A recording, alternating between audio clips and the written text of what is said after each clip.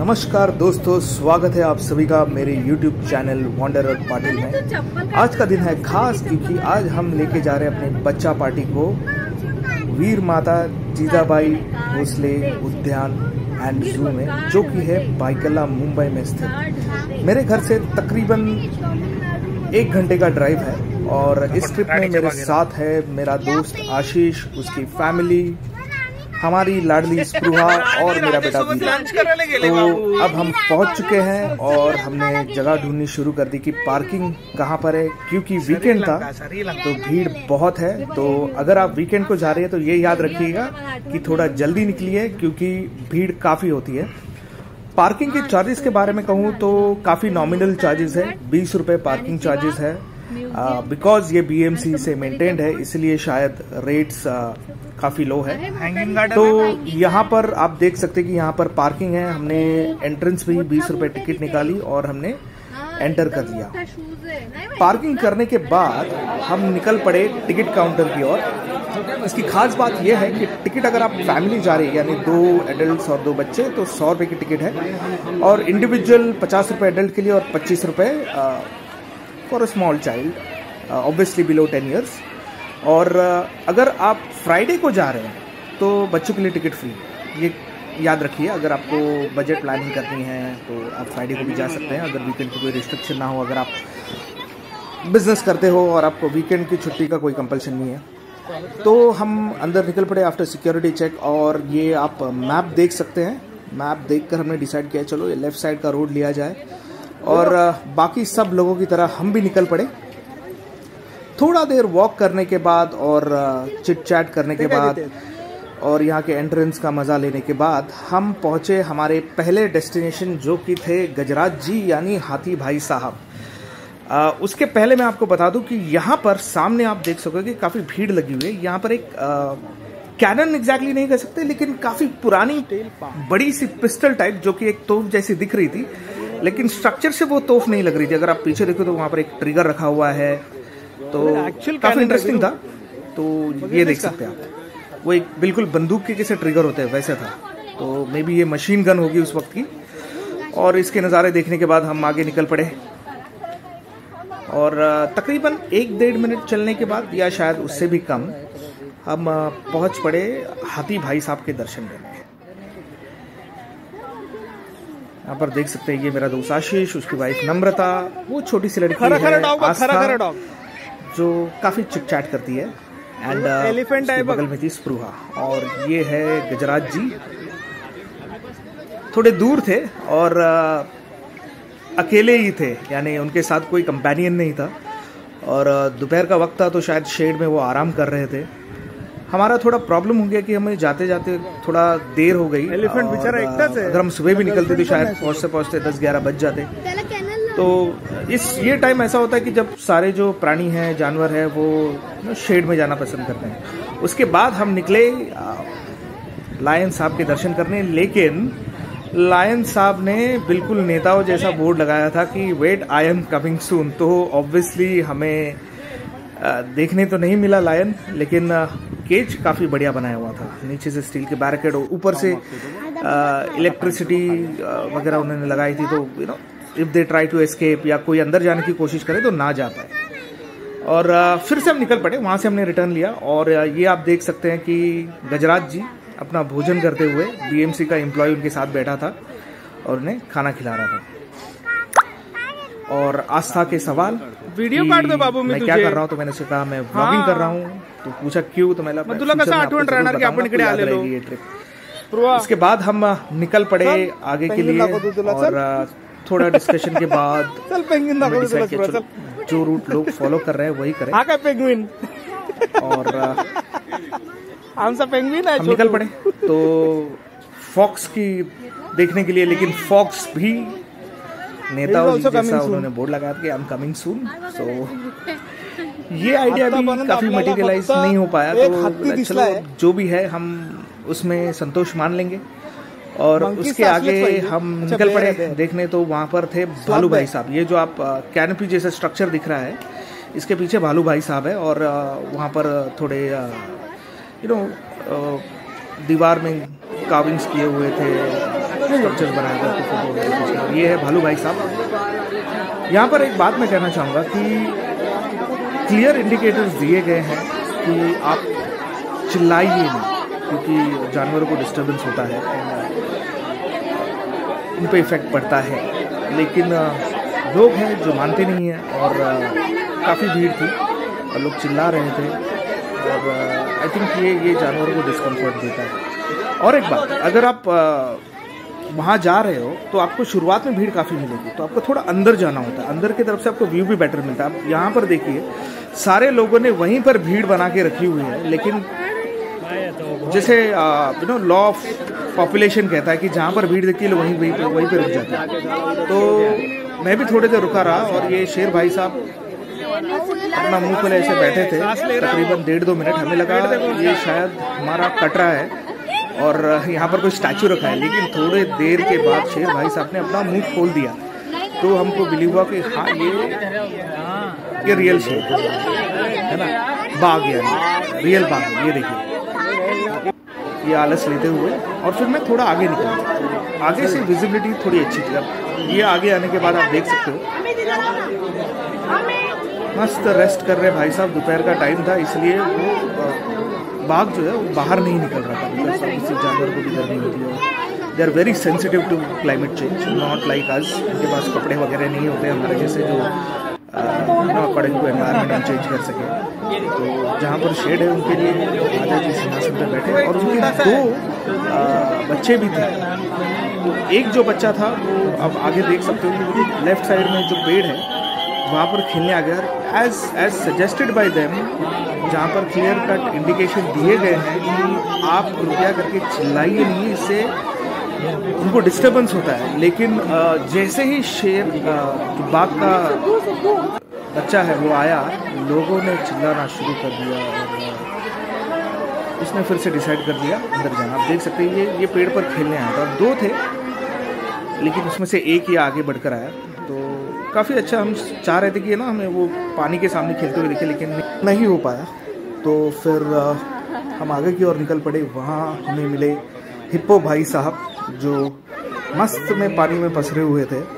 तो टेक्निकली वहाँ पर 2 थे, लेकिन एक जो था वो पानी में सबमर्ज था। तो काफ़ी वेट किया, लेकिन वो दूसरा वाला बाहर नहीं निकला। फिर देखा कि कौवे वगैरह शायद बहुत ज़्यादा है, शायद उस वजह से इरिटेशन हो रही होगी और इसलिए वो पानी में चले गए। तो और थोड़ी देर वेट करने के बाद दूसरा वाला जो पानी के बाहर था उसने भी पानी में जाना पसंद कर लिया। तो लगा यार अब यहाँ पर तो और कुछ दिखने वाला है नहीं, तो आगे बढ़ते हैं।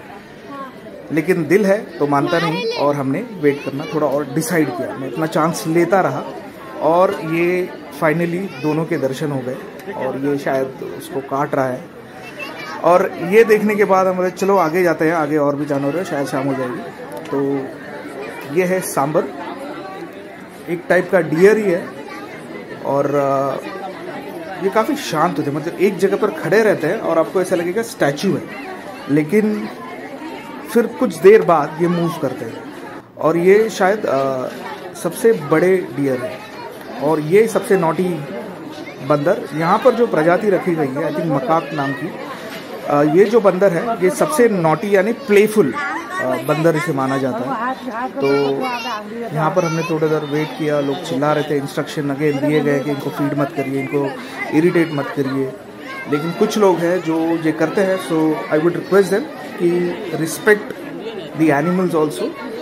भले वो केज में है लेकिन उनको देख कर आनंद लीजिए, ना कि उन्हें अननेसेसरी इंस्टिगेट करे और पूरा माहौल ख़राब कर दे। तो यहाँ पर थोड़ा देर रुकने के बाद हमने फिर बेंच पर थोड़ी देर बैठ गए और आगे निकल पड़े। तो यहाँ पर ऑन माय वे बैक मुझे फुल हिप्पो के दर्शन हो गए, क्योंकि ये पानी से बाहर आ चुका था, आप देख सकते हैं। फिर हिप्पो भाई साहब के दर्शन लेने के बाद हमने थोड़ा वेट किया, थोड़ा स्नैक्स वगैरह एंजॉय किया, क्वेश्चन आंसर्स किए कि अब आगे कहाँ जाना है, क्योंकि बच्चे थे और बच्चे आए थे पेंगुइन शो देखने के लिए। ऐसा शो नहीं होता लेकिन एक स्लॉट में आपको छोड़ा जाता है, तो डिसाइड हुआ चलो उसी डायरेक्शन में हम चलते हैं, बिकॉज वो पाथ तो ये डायरेक्शन है। यहाँ पर ऑन द वे आपको डियर्स दिखेंगे, जो स्पॉटेड डियर्स है जनरली जो मूवीज़ में या हम डिस्कवरी चैनल पे देखते हैं, जो स्पॉटेड डियर्स होते हैं ना, ब्राउन कलर के और उन पर वाइट कलर के स्पॉट्स होते हैं, वो वाले। तो यहाँ पर राइट साइड में कुछ बन रहा है शायद, लेकिन वो क्लियरली पता नहीं चला क्या है।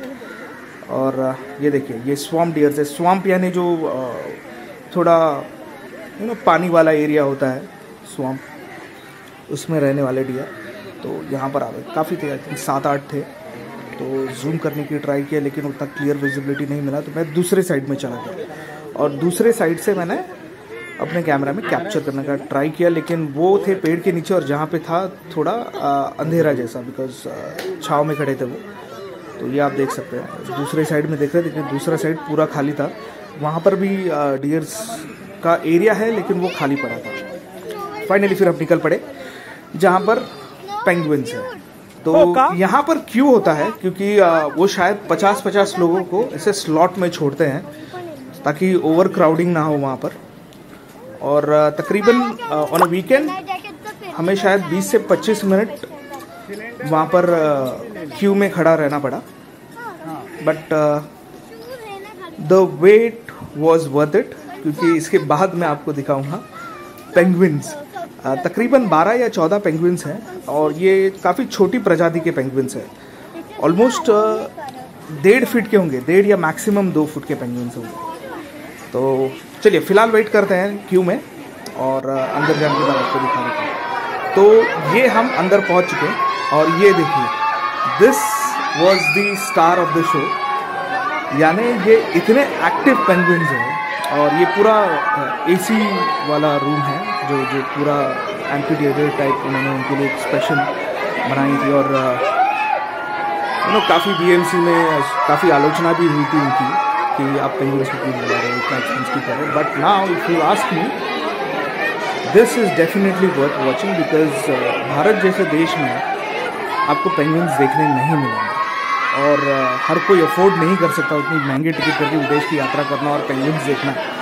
तो अगर आपको पेंगुइन्स देखने हैं, यहाँ पर ज़रूर आइए, क्योंकि ये इतने पावर पैक्ड पेंगुइन्स है, ये जो प्रजाति है, कि आप देखिए, ये थोड़ी देर बाहर निकलते और सर्राटेदार स्विम करके निकल जाते हैं। तो यहाँ पर भी एज यूजुअल लोग चिल्ला रहे थे। वहाँ पर लिखा हुआ है कि they are very sensitive to noise, please don't shout, लेकिन people were yelling, not just shouting.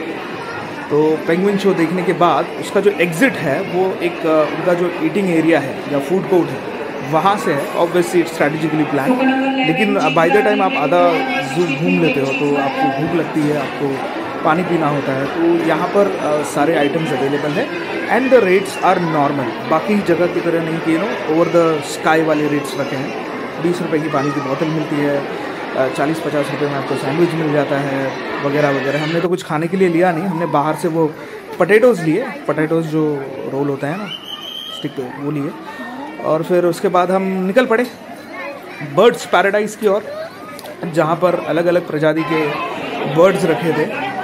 एक ड्रॉबैक है कि हमें यहाँ पर मोर नहीं दिखा। अब भारत में हो और आपको मोर ना दिखे, ये थोड़ा डिसहार्टनिंग होता है, लेकिन आई कैन अंडरस्टैंड, उनके लॉजिकल रीज़न होंगे, शायद क्लाइमेट सूटेबल नहीं है तो उस वजह से नहीं रखा होगा।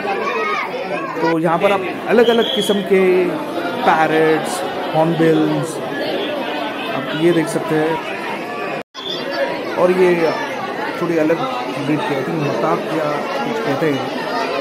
ये बड़े साइज़ में होते हैं, जो नॉर्मल पैरट्स होते हैं उनसे ऑलमोस्ट डबल या ट्रिपल इनकी साइज़ होती है। 5-6 थे और काफ़ी कलरफुल थे। इनके कलर्स देखिए, ब्यूटीफुल मल्टी कलर। नॉर्मली तो पैरेट ग्रीन कलर का होता है, लेकिन इनके कलर्स देखिए, ये देखिए, blue, brown and green and red, सारे कलर्स का कॉम्बिनेशन है, वेरी ब्यूटीफुल। और यहाँ पर थे ग्रे कलर के पैरट्स, यानी पूरा ग्रे कलर, एंड देन इनकी टेल्स जो थी वो रेड कलर की थी। ये देख सकते हैं, ये थोड़ा क्लियर शॉट है।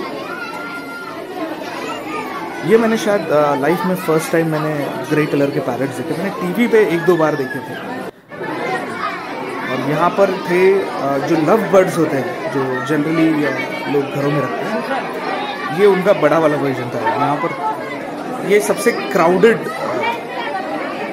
केज या फिर एरिया आप कह सकते हैं। तो काफ़ी देर शायद इनका प्रजनन काफ़ी तेज़ होता है। और फिर वहाँ से हम निकल पड़े एक्वा एनिमल्स की तरफ, जहाँ पर थे टर्टल्स, काफ़ी टर्टल्स थे, लेकिन मैंने बैटरी थोड़ी कम हो गई थी तो मैंने एक ही स्पीशी को शूट किया। और ये था हमारा फाइनल वन, स्वैम्प बर्ड्स, जो कि दलदल वाले एरिया में रहते हैं। ये मछली वगैरह खाने वाले बर्ड्स हैं और काफ़ी अच्छा था। ये जो साइज़ आप देख रहे हैं इससे काफ़ी बड़े हैं ये रियल लाइफ में। तो अगर आप आना चाहते हैं तो ज़रूर आइएगा और विजिट कीजिएगा। वन डे पिकनिक के लिए बेस्ट है। वीडियो अच्छा लगा तो सब्सक्राइब कीजिए, लाइक करिए, कमेंट कीजिए और नेक्स्ट वीडियो के लिए वेट कीजिए। धन्यवाद।